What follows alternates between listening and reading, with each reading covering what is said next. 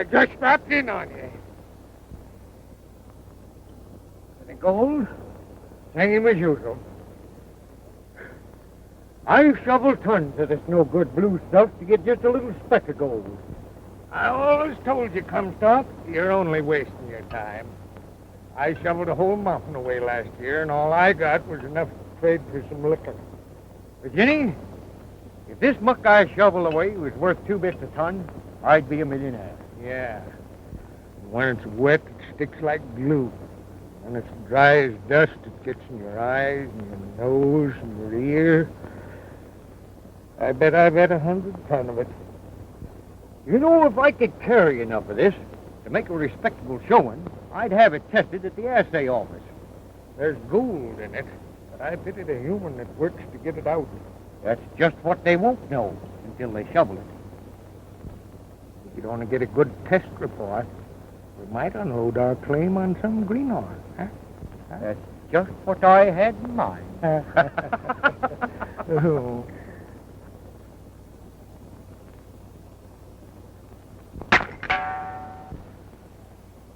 Well, just so it won't be a total loss, let's call this a christening. I christen this here claim Virginia City. Yeah, I can see it's going to be a big city, full of jackrabbits, sage hens, and rattlesnakes. Come on. We're starting bright and early tomorrow for that assay office in Sacramento. How much gold do you think she'll run to the ton? It's this other I'm testing. Have you got any more of it out there?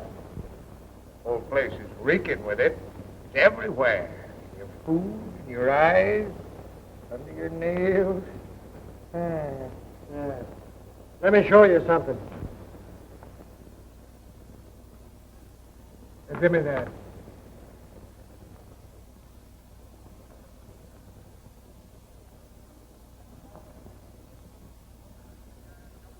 You got any more of this? I'd say I shoveled 1,000,000 tons of that right over my shoulder. That's more than that in my food. Yes, we cursed that stuff day and night for 4 years. Well, you better go right back and apologize to it. It's virgin silver. Runs about $3,000 a ton.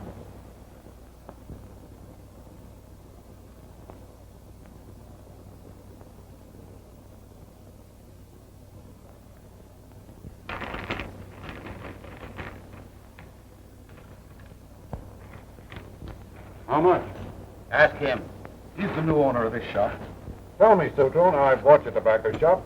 Why are you in such a hurry to sell out so cheaply? I'm going to turn this gold into silver. Virginia City, silver strike, runs $3,000 to the ton. Wait a minute. If it's as good as all that, I think I'll go with you. I don't smoke this stuff anyway. Hey, where is this Virginia City? Men, I offer you sympathy for the loss of your crops. But we people of Indiana have been flooded out before. First it's the Wabash, and then it's the Ohio River. But never so bad as this year. I wish I were a miracle man instead of just a plain lawyer. Some of these men present are tenants living on my land. Their loss is my loss. But I am ready to offer everything I have left, if that would help. That's good of you, Sawyer. But I have a suggestion which may solve the problem without calling upon you for help again. My brother Danny brought an idea to me which, in our present circumstances, is practically an invitation handed to us on a silver platter. Read it to him, John. Here it is. Silver bonanza at Virginia City. $3,000 to the ton. Prospectors from all parts of the country are flocking to the silver strike. Unlimited quantities of virgin silver are being extracted daily from the thousands of claims in and about Virginia City. Where is Virginia City? 6 weeks from here by wagon, just this side of California. Let's go. I'm ready. Oh, wait a minute. There are conditions. It means hardships, suffering, battles about claims. You're a lawyer, John. You'll take care of that. One man might strike it rich while another may never find silver. Now, we've been neighbors, we've been friends. We've had success and we've had failures. If I'm to lead you, we'll stick together as one outfit. We'll share our troubles and we'll share our wealth. Now listen, you fellows are not going without me. Any of you that haven't any animals for the trip, call on me. I'm not leaving any stock behind. I can use a horse. You'll pull better. How about a wagon? Virginia City, oh, you wait for me. I come from Indiana. With my banjo on my knee. I came to Indiana with a banjo on my knee. I'm from Virginia City, I do look for the sea. It rained all night the day I left, the weather it was dry. The sun so hot, I frozen dead, Susanna, don't you cry. Oh, Susanna, don't you cry for me. I came from Indiana with a banjo on my knee. Oh, Susanna, don't you cry for me. I came from Indiana with a banjo on my knee.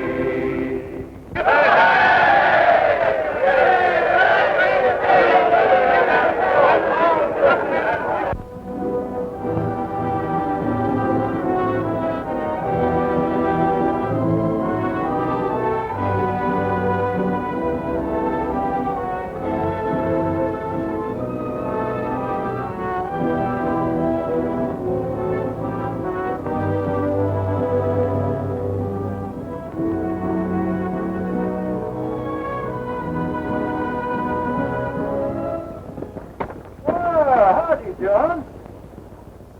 How's the newspaper business today? Well, you're furnishing all the news. John, you're up against a tough punch. Well, we'll see about that tomorrow. That young brother of mine with you again today? Well, yeah, sure thing. Hey, Danny. Yes? Come out here. You know, that brother of yours is the makings of a good newspaper man. I hope he doesn't bother you too much. Oh, no, he's a great boy. Hey, can I have this? What do you got there? I don't know. I found it inside. Hey, you can have everything in my shop, even the presses, if you can carry them, but can't have this. Well, I thought it was just an old piece of rope. Yeah? Well, it's my most prized possession. Gave me my name. You better leave things where you find them after this. Oh, don't blame him, John. After all, it's only important to me. No, you know, when you've once been a pilot on the Mississippi, this lead line means everything to you. Only thing we had to guide us on a pitch-black night, feeling our way, steering that boat. My leadsman stood watch. This over the side. And he kept feeding it out, touching the river bottom. And when these knots slipped through his fingers, well, he could tell how deep the water was, and he sang it out to me. Now this knot is Mark 1, which means a fathom of water. 6 feet to you landlubbers. And this knot, well, that means deeper water, safer for piloting. Now you landlubbers would call this second knot Mark 2. We don't. Oh, when my leadsman feels this second knot in his fingers, he knows we're safe. And he sings out, Mark Twain, Mark Twain. There's music in my ears. So I changed my name from Samuel Clemens to Mark Twain, so I could hear that sound the rest of my life. Mark Twain. Too bad we landsmen haven't something like that to warn us. You have. I tried to warn you in the paper. Mark, I should win that trial. We're in the right.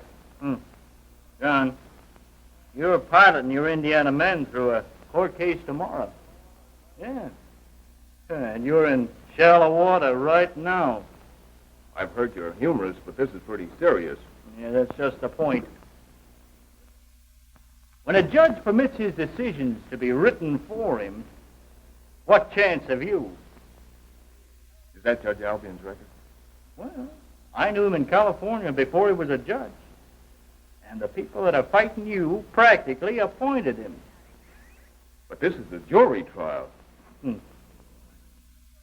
Well, if I were you, I'd see a fella named Brown. Yeah, he calls himself a jockey by profession, but he fixes juries. But I don't have juries fixed. Brown does. For Hammond.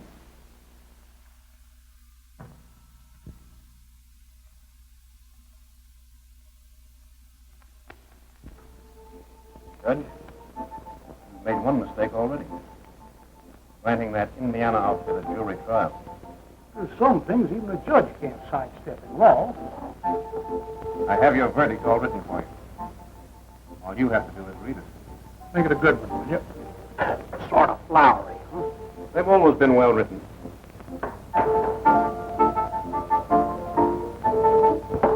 Where's Hammond? He's in there. He's busy with Judge Albion. I wouldn't disturb him.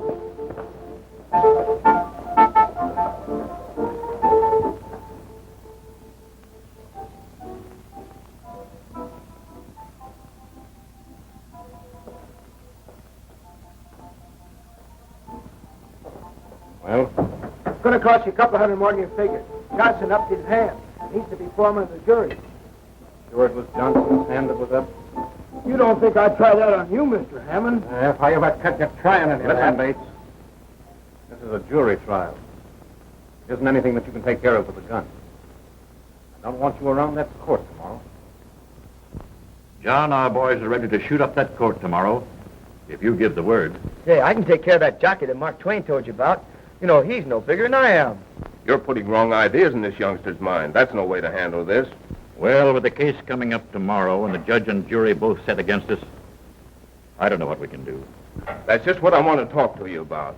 You permitted Danny to ride your racehorse Corsair several times. Now, Danny tells me this jockey Brown used to come around and clock his speed, and then pet the horse like a baby. Yeah, he wanted me to ask you if you'd sell him. He asked me. I told him he wasn't for sale. Sawyer, if Brown wants your horse badly enough to give us what we need, will you give him up? Oh, I promised him to Danny for his birthday. Well, I'm willing, if it works. All right, Danny. You get hold of Brown early in the morning before I go to court. Tell him Corsair's on the market.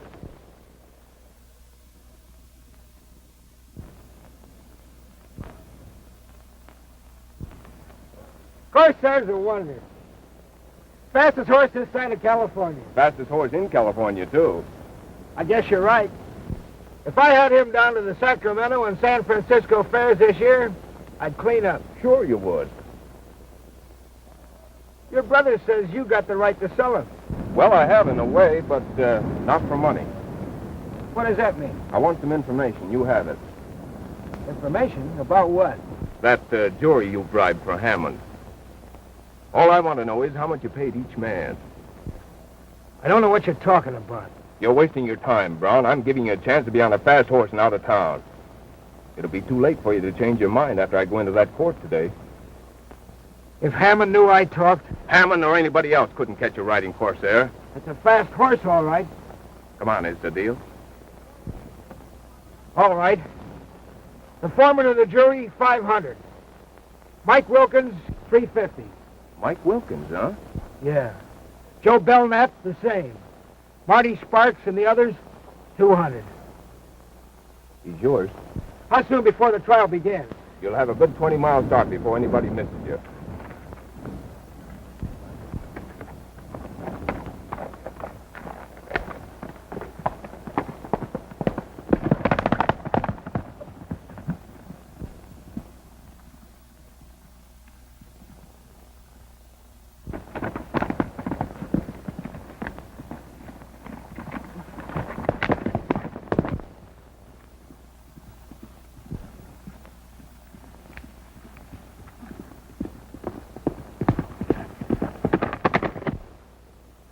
Gentlemen, I call your attention to a book written by a man named Noah.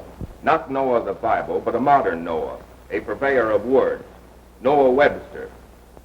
From his book, I select a word not often heard in courts. The word is bribe. Here is the definition. Any gift or emolument used corruptly to influence public opinion. Now, bribery, affects both the parties of the first and the second parts. Noah Webster further says, I object, Your Honor. Objection sustained. I see no reason to bring up such a subject in my court.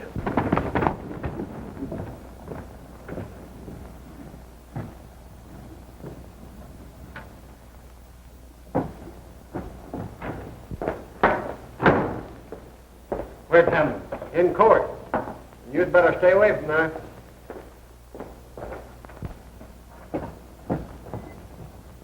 Your Honor, my reason is both relevant and material. And if the court will permit, I'll continue to lay the groundwork for further testimony.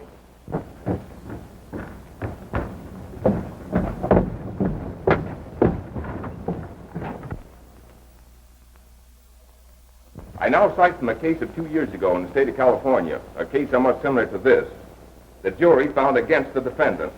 Later, another jury sat in judgment against that jury. The accusation was bribery. The foreman of the jury was found guilty of accepting a bribe of $500.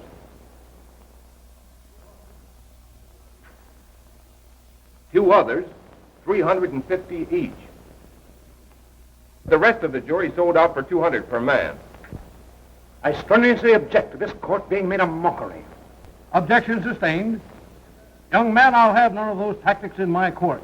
Hereafter, you will confine your arguments to direct evidence pertaining to this case. Your Honor, I call your attention to a case well known in the courts of our country. You heard what the judge just said. You and your outfit clear out of here. Here we are, Hammond. John, I've got Hammond.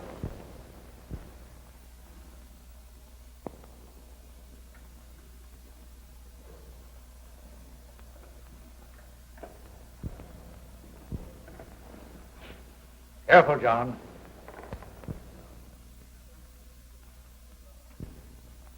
Hammond, you better tell your man to put them down.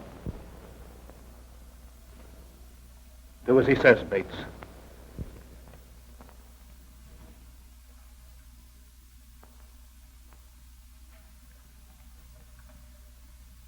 Nice work, John. I couldn't have done it better myself.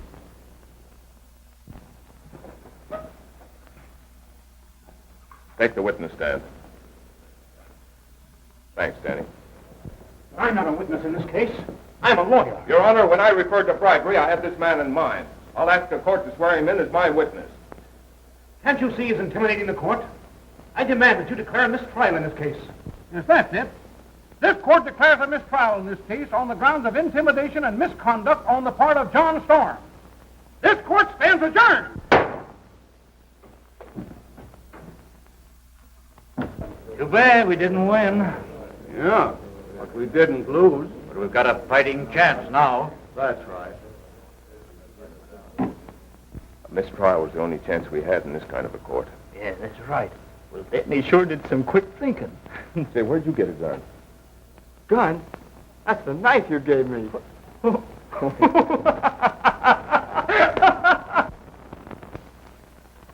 John, understand you lost. Fine racehorse today. Thanks to you, I didn't lose a lawsuit. You haven't won it. Never will with Judge Albion here in the case. Maybe Judge Albion won't be around here much longer. Now thinking about shooting him. No, that's not my game.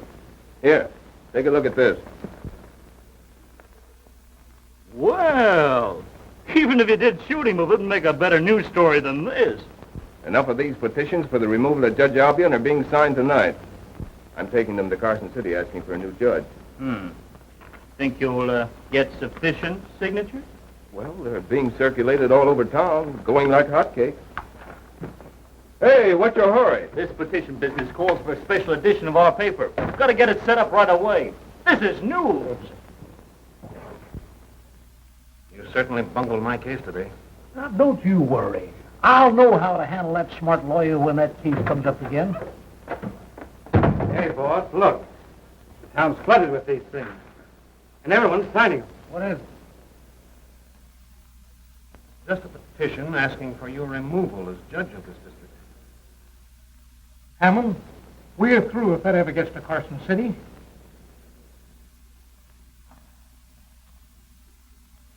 I'll be back in half an hour. Here's some more, John. Yeah? At this rate, I'll get an early start for Carson City tomorrow. Oh, aren't you going to take me with you? Say, after the way you helped me today, I'm going to need you with me all the time. What's that?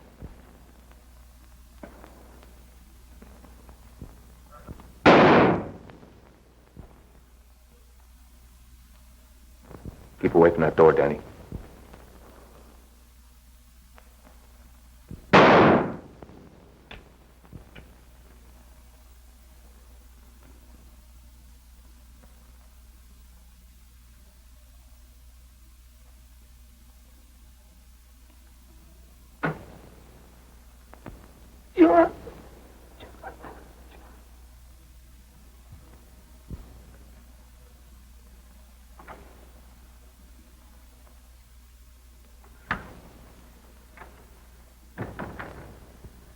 Got away. Couldn't see who it was. Danny.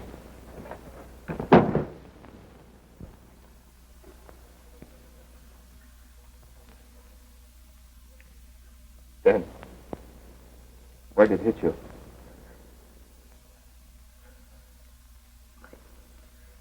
Right back. I can't move my legs.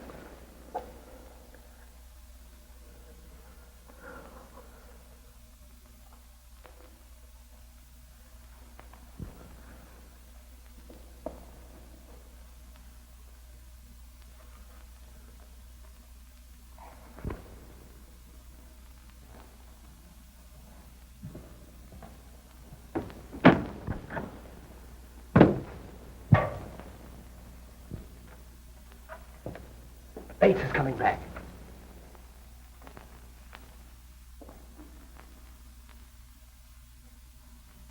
All right, Jeff.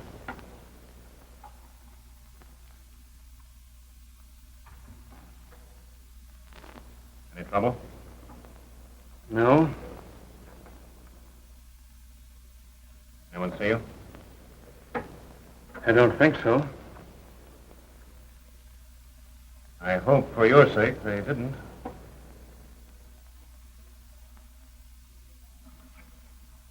And I think these belong to me.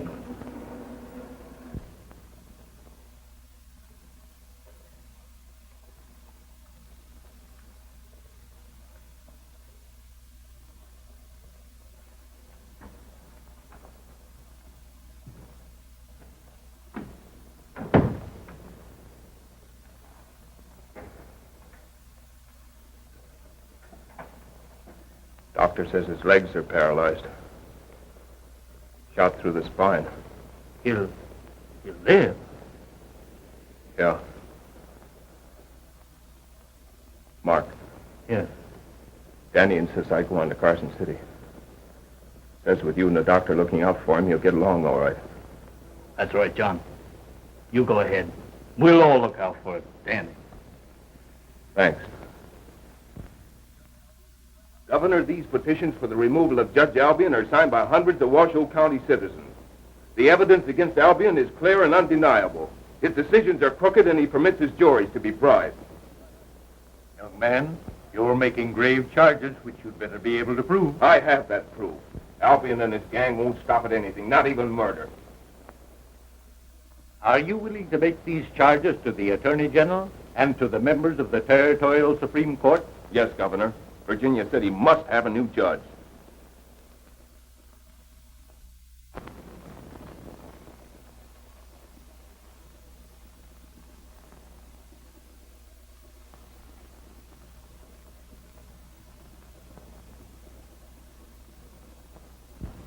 Friends, in welcoming Judge Avery to Virginia City, I must pause to make complaint against the possibility of over-honesty in court decisions. See, I'm a newspaper man, and if Judge Avery brings peace to Washoe County, there won't be any news, and my paper may have to suspend business. Now, in behalf of our people and law-abiding citizens, the vast majority of whom are assembled in this room without crowding the place, I present the charming Miss Linda Avery.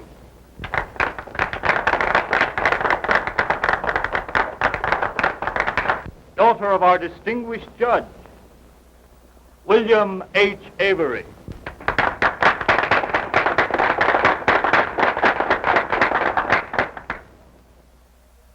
Your esteemed citizen, Mark Twain, prepared us for this welcome party by advising us you'd all be here tonight. When Mr. Twain met my daughter Linda, the first question he asked was, "Can you cook?" He said, "Virginia City has everything but a good cook." My daughter accepted Mr. Twain's remark as a challenge. So, as your new judge of Washoe County, I'm going to render my first decision. Linda, we will excuse you while you go into the kitchen and prepare the evidence.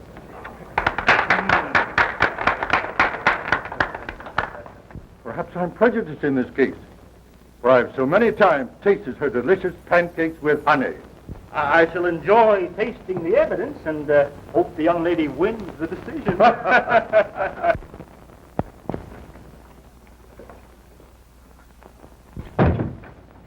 Well, what are you doing here? Since you're preparing the evidence for this case, I've appointed myself your attorney. You may need me to defend you. You better get out of here. I have work to do. Let me show you how to break them with one hand. Oh, no, thank you. I have enough. All right. One more won't hurt. That's all right.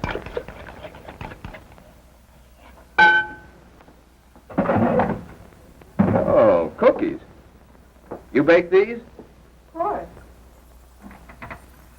They're good. Thank you.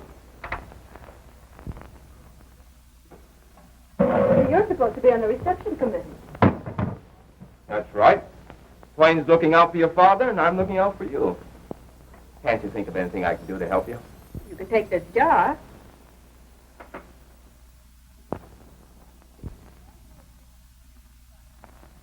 You know, I'm supposed to be in this kitchen to prove I'm a cook, not an acrobat. Get up and let me down. You know, your father coming here as a judge is even better than I asked for. Bringing you along was a great idea. With an honest judge on the bench, I won't be so busy from now on. Will you stop getting those good ideas with hungry people in there waiting for food? Maybe other evenings I won't be so busy. Promise? That's a promise. All right. Come on. Sir? Pipe. Well, social life of Virginia City seems to be rising like the morning sun. Well, let's hope that it doesn't set in the same way. It's a pleasure, Judge, to renew our association. I often think of the many happy days we've spent together in California. We've had some interesting cases back there, Hammond.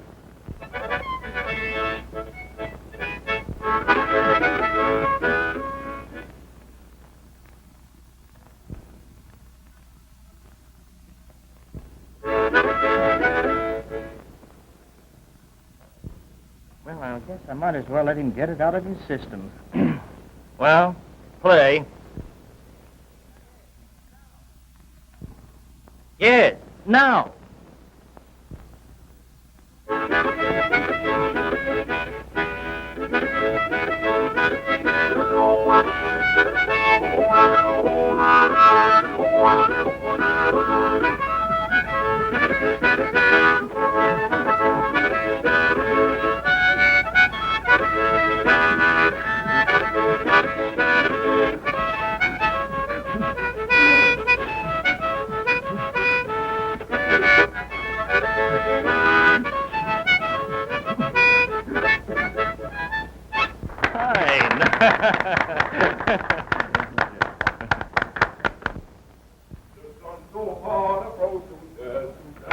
Don't you cry. Sorry I kept you up so late, Danny. Oh, that's all right.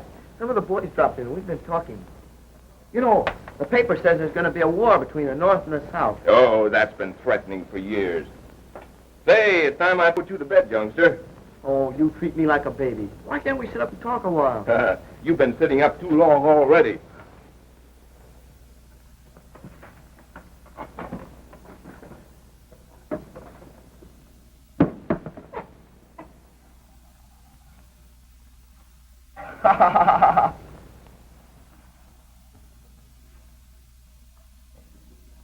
Thinking you.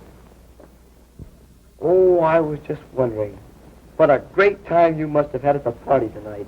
It was nice. But you seem to be enjoying it more than I did. That new judge is certainly a remarkable man. Well, who was at the party?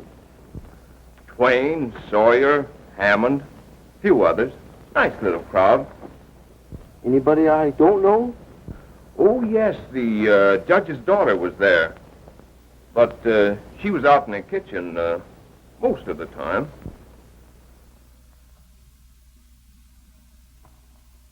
Mm-hmm.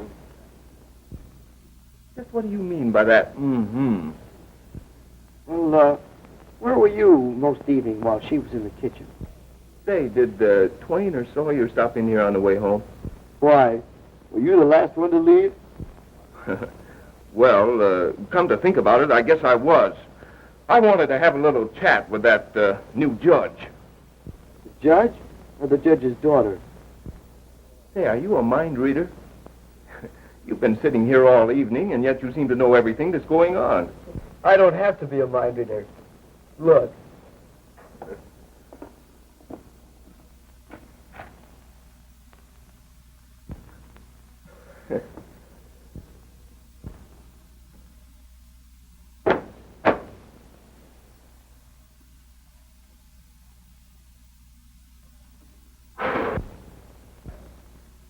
John, what does she look like? Oh, she's marvelous.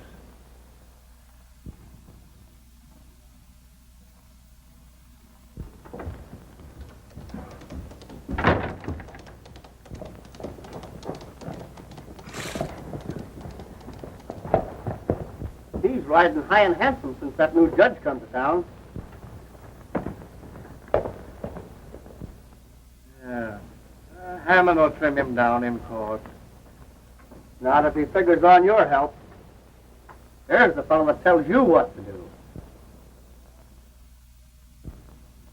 I'll get him. He's alone.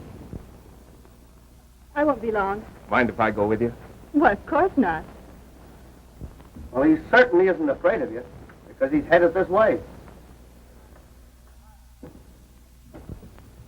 Hi, handsome.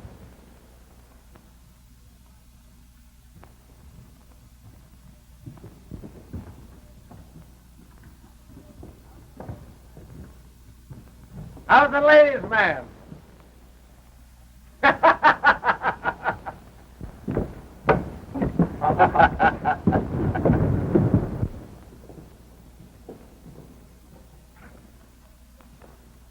You wait here. I'll be right back. But, John, I won't be a minute. Tom's yellow. Didn't even answer me back. I was just itching for him to answer me back. One word out of him, and I'd have let him have it.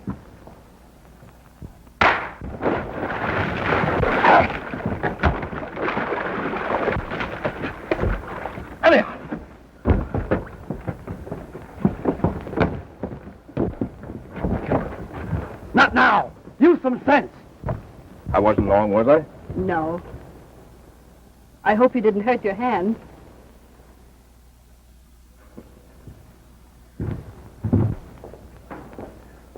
You're wringing wet. Quickest fight I ever saw. I heard a crack. I looked, then a splash, it was all over. Give me a drink.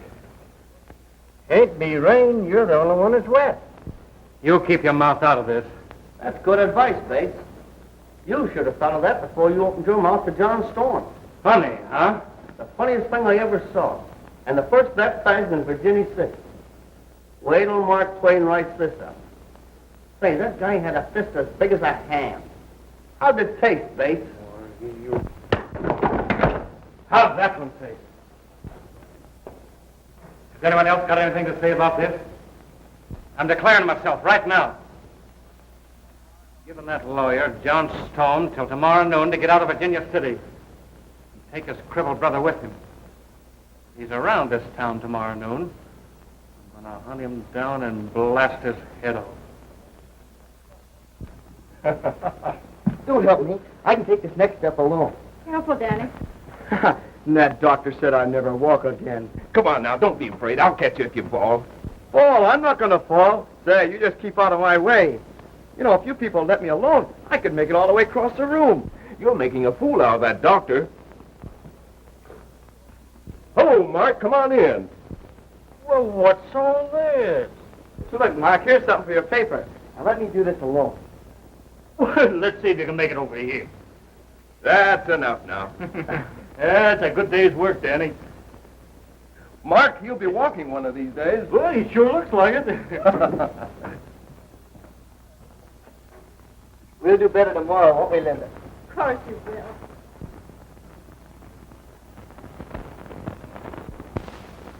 will. Come here. What's on your mind? Sit down. Now, I'm in a hurry, and I need some first-hand information. If it's about the trial, I'd rather talk to you later. Yeah, well, this won't wait. Where you born? Indiana. And your father's name? John Storm, same as mine. Attend law school? Studied in the law offices of Judge Peterson, Indianapolis. Any living relative? Well, my brother, Danny. Mm-hmm. Well, how old was your father when he died? Say, what do you want to know all this for? Well, I'm writing up your obituary. It'll be a long time before you print that. Well, I'm not so sure about that. Now, John, you can't go around knocking men like Bates into water troughs without taking measures to protect yourself. Shut up. Bates declared himself yesterday in the Melodeon Saloon. He gave you until noon today to get out of town, or he was coming to get you. Shut up. Now, I'm going to speak my mind. I've got just 1 hour left to do something about it. John, Mark's right. You must do something. Oh, half a dozen fellas told me about it last night. Well, Bates is dangerous, John. What are you going to do about it? Why, nothing as long as he only fights with his mouth. Well, if you're not going to do anything, I'm going to see what Bates is going to do. John, you better strap on your gun. Bates to say John Storm's still in town. If he don't show up, I'm going up to his house to get him. My wife's against yours. You'll be leaving town before John Storm does. I'll take that bet.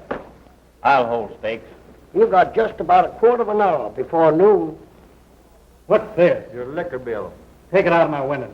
But you might not never come back.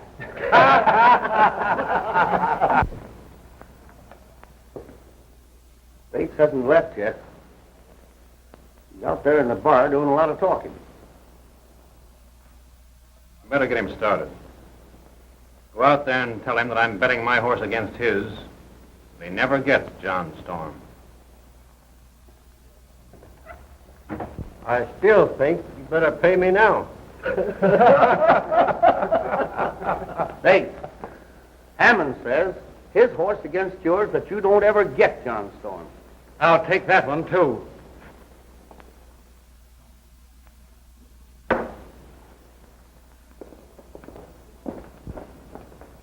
You fellas all heard. I'll be back in 10 minutes to collect those bets.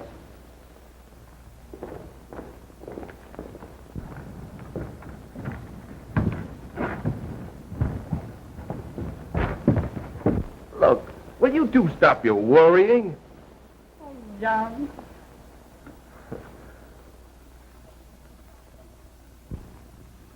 John, Bates is coming here.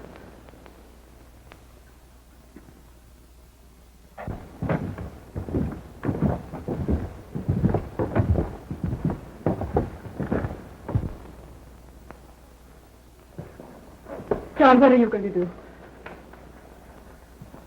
He won't come here, will he? No, You're not going out there. I can't let him come in here. You can't go out there. I won't let you. John, please. No. Please don't go out. You've got to listen to me. You can't go out there. He'll kill you. John,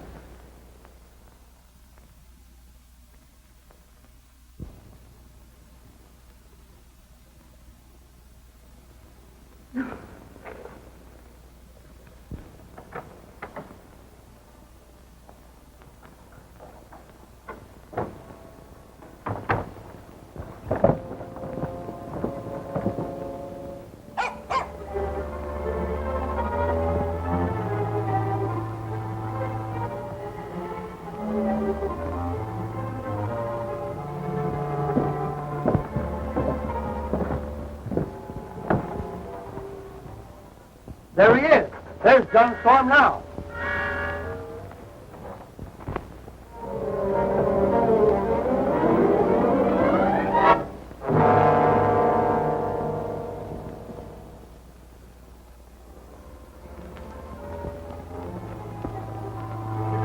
Bates, I want your gun.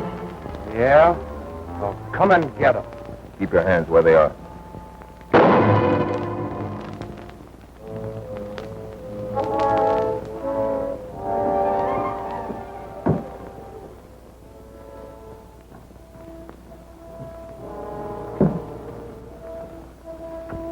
If anybody wants me for this, they'll find me in my home. You won that bet, fair and square.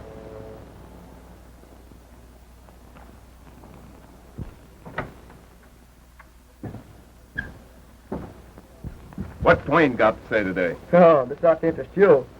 Linda might move to Carson City. Her father might get appointed to the Supreme Court. I hope nothing like that happens before he tries our case. I'd hate to take a chance on a new judge. Oh, Mark's guessing about 6 months ahead on that appointment. Hello, Hammond. What are you doing here? As you and I are to appear in court against each other, I thought it best to come over and see you. Anything that we have to say to each other can be said before Judge Avery. That's just what I want to talk about. I think before we go to trial, we ought to have a little understanding about a few matters. Well, if you insist, will you step inside? Thanks. Call if you want me, Danny.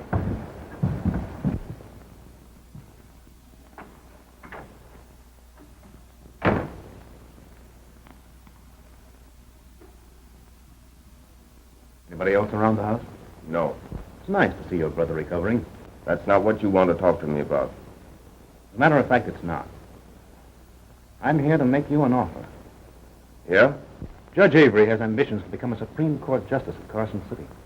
Maybe that's something you ought to talk to Judge Avery about instead of me. On the contrary, it vitally concerns you and your case, which comes up before him. Hammond, I'm afraid you're talking over my head. My people are in a position to help Judge Avery get that appointment. Of course, you can see that it wouldn't be to his best interest to decide against us. Are you speaking in your interest or in the interest of Judge Avery? Neither. I'm talking to you for your own good. I'm offering you a chance to withdraw from the case. Is this an offer to buy our mining claims? The offer is only for you to withdraw from the case, because your men wouldn't have a chance of getting anything out of it anyway. That will enable you to take your brother back to Indiana, where he can get the best medical attention. And as you are in line to become the judge's son-in-law, I'm sure you'd want to save him and you the embarrassment of deciding the case against you.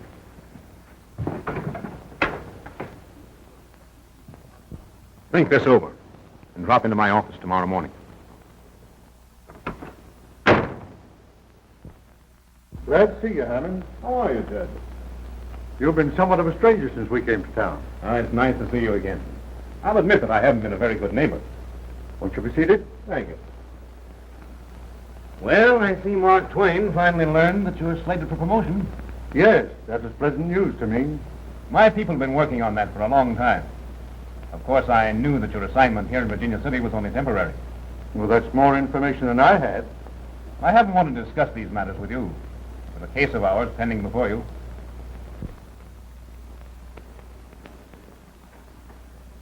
Hello, Linda. Good evening, Mr. Hammond. I won't be away long, Father. Where are you going in such a hurry? John and I are giving Danny another lesson in walking. You know he has to learn all over again. With you for a teacher, you won't want to learn too soon. You have no idea how hard he's trying. I'll be back early, Father.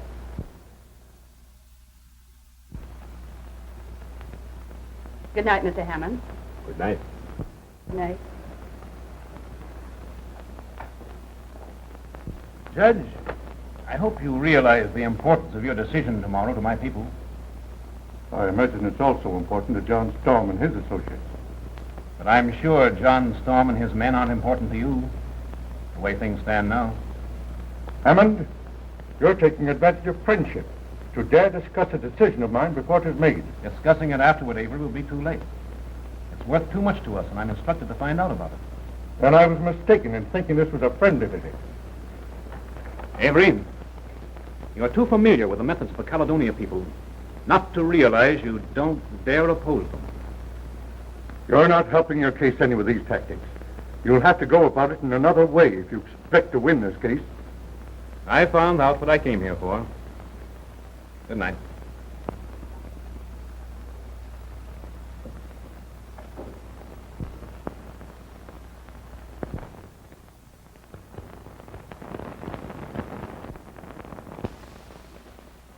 Howdy, John. Hello, Mark. Well, I hope Judge Avery decides in your favor today. Aren't you coming down to court? Oh, yeah. Yeah, I've been waiting for you to pass here all morning. Come on. Oh. No, John, this may be your last law case out here. You're an optimistic fellow.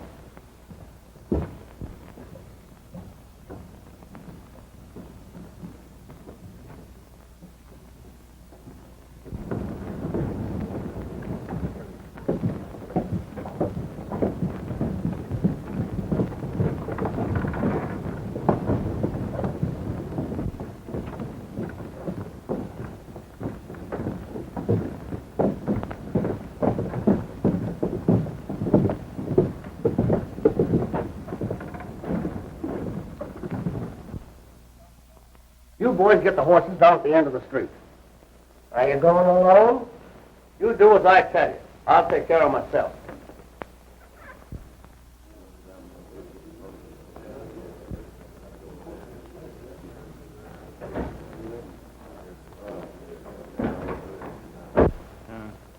Have you noticed none of Hammond's men are in court?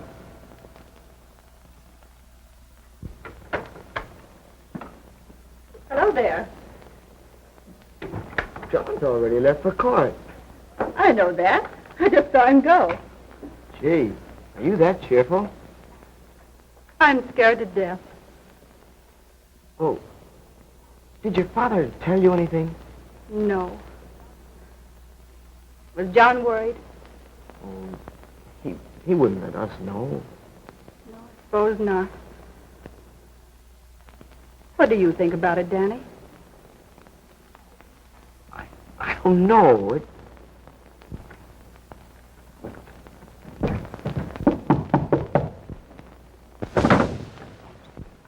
I'll see who it is.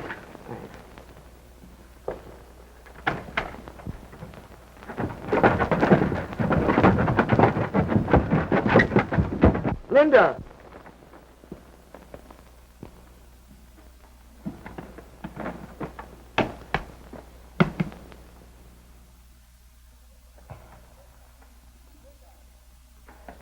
Linda!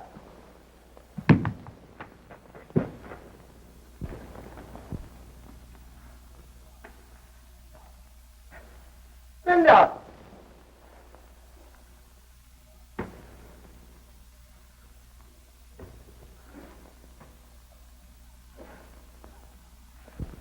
Linda! Linda!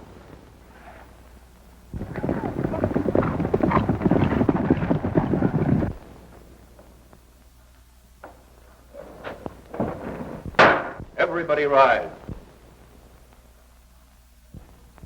His Honor, Judge William Avery. Hear ye, hear ye, hear ye. The Court of Washoe County, Territory of Nevada, the Honorable William Avery presiding, is now in session. Be seated. God help the people of the Territory of Nevada.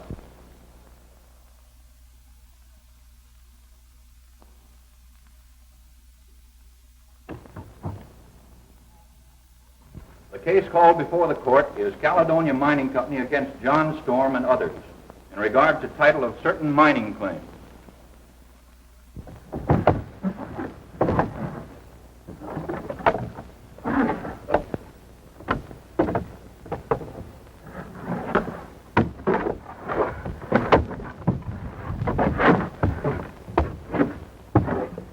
In this case, the plaintiff, the Caledonia Mining Company, has brought suit against John Storm and others, claiming title to a certain 40 silver claim, now filed in the name of John Storm and his associates. Basing my opinion on the evidence presented by both sides, and which I have very carefully examined, the court is now ready to render its decision. However, the court will rule first on the injunction granted the Caledonia Mining Company by my predecessor, Judge Albion. This injunction, halting work on the claims of John Storm and his associates, is hereby dissolved and canceled. Sawyer, we can open up the old hole again. I knew John would bring us through. You bet your life. Say, boys, we have all the beef we want.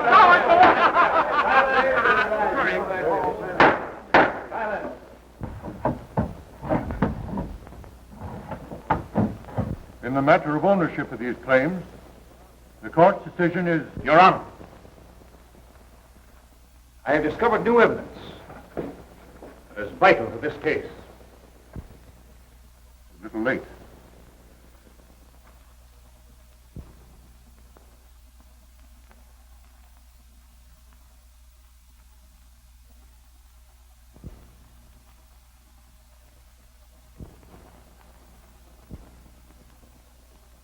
The court's decision is in favor of the defendants, John Storm and his associates.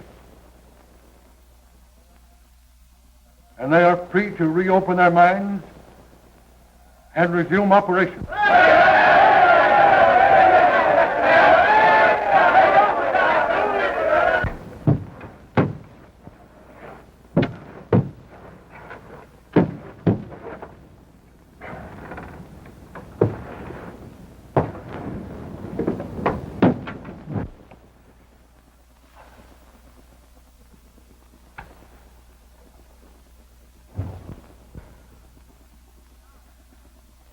John!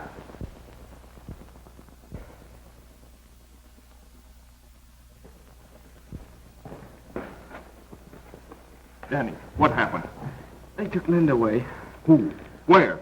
I saw them ride away with her on a horse. Which way? They went toward our mines. Will you be all right? Sure.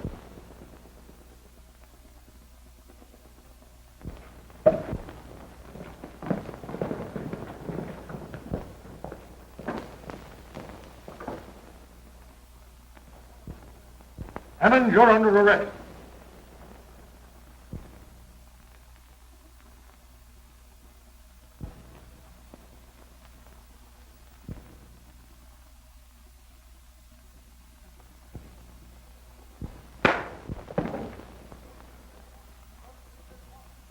Don't leave this courtroom.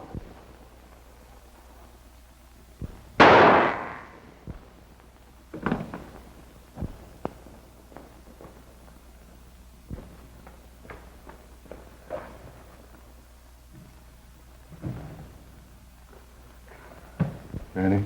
Oh, I'm all right. I hope John gets back with Linda. Thanks to you, Danny, they didn't get too good a start.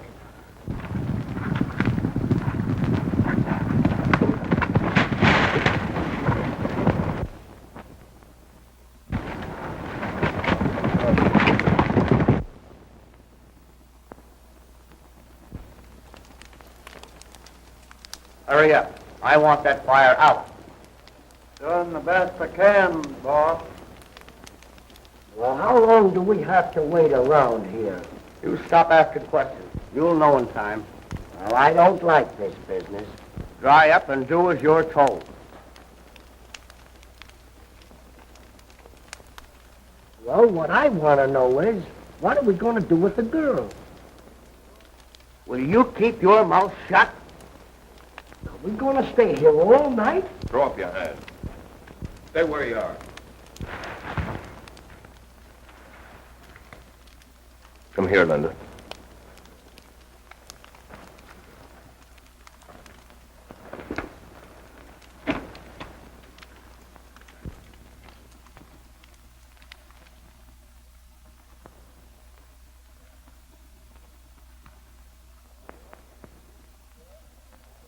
Yes?